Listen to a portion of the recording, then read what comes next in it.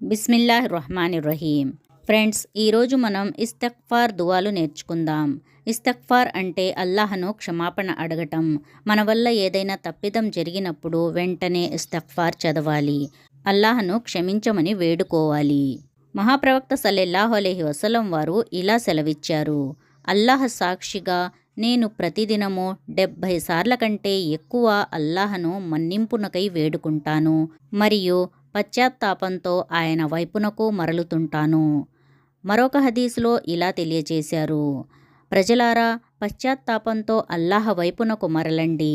నేనైతే రోజుకు 100 సార్లు క్షమాపణకై అర్థిస్తూ ఉంటాను. చూశారా, మహాప్రవక్త సల్లల్లాహు అలైహి వసల్లం వారే రోజుకు 70 నుంచి 100 సార్ల వరకు అల్లాహను క్షమాభిక్షకై వేడుకుంటున్నప్పుడు మనం ఎన్నిసార్లు అల్లాహను క్షమాభిక్ష వేడుకోవాలి? ఇన్షాల్లాహ్ ఈరోజు మనం అస్తగ్ఫార్ దువాలు నేర్చుకుందాం. బిస్మిల్లాహిర్రహ్మానిర్రహీం. మొదటి దువా, అస్తగ్ఫిరుల్లాహ వ అతూబు ఇలైహ్. అస్తగ్ఫిరుల్లాహ వ అతూబు ఇలైహ్. అస్తగ్ఫిరుల్లాహ వ అతూబు ఇలైహ్. ఈ తస్బీని కనీసం రోజుకు 100 సార్లు తప్పక పఠించాలి. దీని యొక్క అర్థం, నేను అల్లాహ్ యొక్క మన్నింపు వేడుకుంటున్నాను, ఆయన సమక్షంలో తోబా అంటే పశ్చాత్తాపం చేస్తున్నాను. ఈ జిక్ర్ ప్రవక్త సల్లల్లాహు అలైహి వసల్లం వారు రోజుకు 100 సార్లు చదివేవారు. రెండవ దువా, ప్రవక్త సల్లల్లాహు అలైహి వసల్లం వారు సభ నుండి లేచే ముందు 100 సార్లు ఈ దువా చదివేవారని హజరత్ అబ్దుల్లా ఇబ్నె ఉమర్ రజల్లాహు తాలా అన్హు వారు ఉల్లేఖించారు. ఆ దువా ఇప్పుడు మనం నేర్చుకుందాం. రబ్బిగ్ఫిర్లీ వ అతుబ్ అలయ్య ఇన్నక అంతత్ తవ్వాబుల్ గఫూర్. రబ్బిగ్ఫిర్లీ వ అతుబ్ అలయ్య ఇన్నక అంతత్ తవ్వాబుల్ గఫూర్. ఈ దువా యొక్క అర్థం, ఓ అల్లాహ్, నన్ను క్షమించు, నా తౌబా అంగీకరించు, నిశ్చయంగా నీవు తౌబా అంగీకరించేవాడివి, క్షమించేవాడివి. ఇప్పుడు మూడవ దువా నేర్చుకుందాం. బిస్మిల్లాహిర్రహ్మానిర్రహీం. అస్తగ్ఫిరుల్లాహల్ అజీమల్లజీ లా ఇలాహ ఇల్లా హువల్ హయ్యుల్ ఖయ్యూమ్ వ అతూబు ఇలైహ్. మరోసారి దువా చదువుదాం.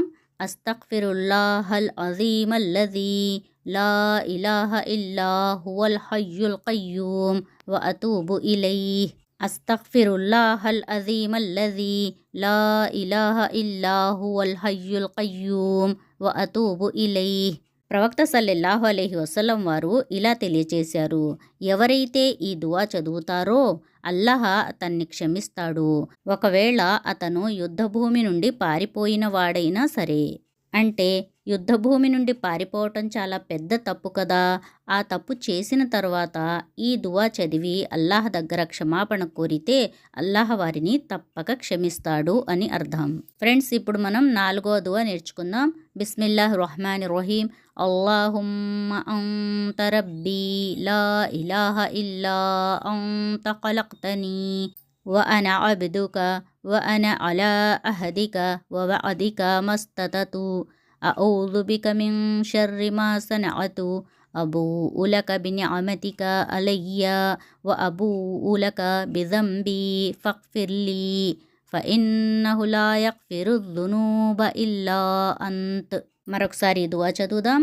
అల్లాహుమ్మ అంత రబ్బీ లా ఇలాహ ఇల్లా అంత ఖలక్తనీ వ అన అబ్దుక వ అన అలా అహదిక వ వఅదిక మస్తతతు అఊజు బిక మిన్ షర్రి మా సనఅతు అబూఉ లక బినిఅమతిక అలయ్య వ అబూఉ లక బిజంబీ ఫగ్ఫిర్లీ ఫఇన్నహు లా యగ్ఫిరుద్ దునూబ ఇల్లా అంత్.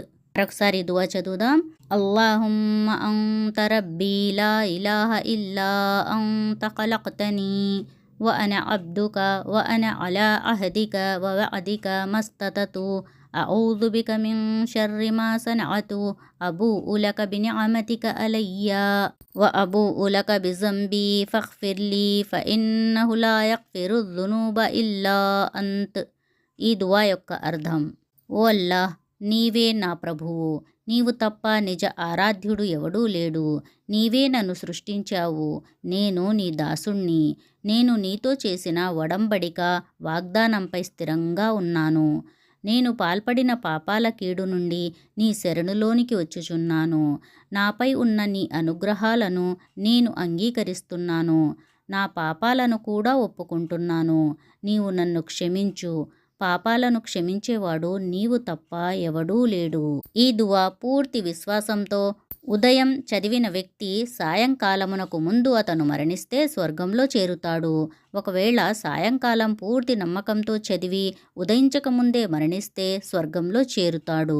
ఈ దువాను అర్థంతో సహా బాగా ప్రాక్టీస్ చేసి నేర్చుకుని ఉదయం సాయంత్రం చదివే అలవాటు చేసుకోవాలి ఇన్షా అల్లాహ్. ఫ్రెండ్స్, మీకు మా ఈ వీడియో నచ్చినట్లయితే లైక్ చేయండి, షేర్ చేయండి. మరిన్ని ఇలాంటి వీడియోస్ కొరకు ఖురాన్ వెలుగు ఛానల్ను సబ్స్క్రైబ్ చేయండి. జజాకుముల్లాహు ఖైరన్ కసీరా. అస్సలాము అలైకుం వరహమతుల్లాహి వబరకాతుహు.